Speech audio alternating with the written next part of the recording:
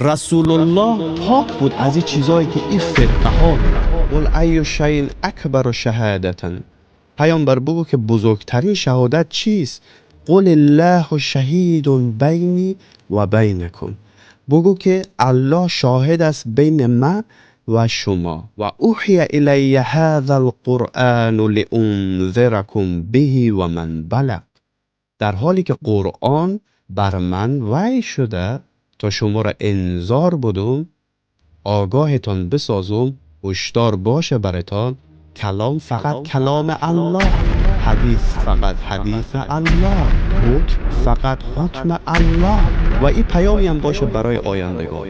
خواهران و برادران متوجه باشین که پیامبر داره میگه که قرآن به من وحی شده تا شما را هشدار بدم و برای آیندگان هم باشه. یعنی چی؟ یعنی قرآن باشه وحی، یک وحی است.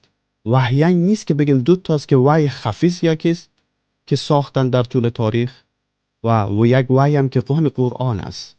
نه، هذا القرآن، هذا نیست که بگیم که دو تا قرآن است، نه، یک قرآن است. انکم لتشهدون ان مع الله آلهة اخرى، آیا شما شهادت میدین که در کنار الله معبودان دیگری هم هست؟ یهودی‌ها گفتن که عزیر بچه خداست، مسیحی‌ها گفتن که عیسی بچه خداست، تثلیث جور کردن.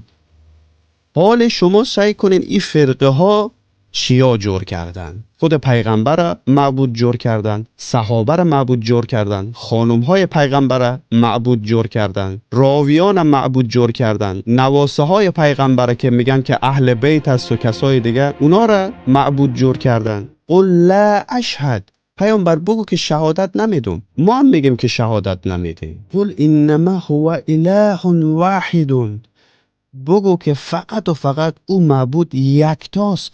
و اننی بری مما تشرکون، و بگو که من پاک هستم از او چیزی که شما شریک قائل میشین با او. خواهران برادران هوشتان باشه که پیامبر میگه که من بری هستم و ما هم میگیم که بری هستیم از این شریک قائل شدن در کلام الله، در حدیث الله، در حکم الله.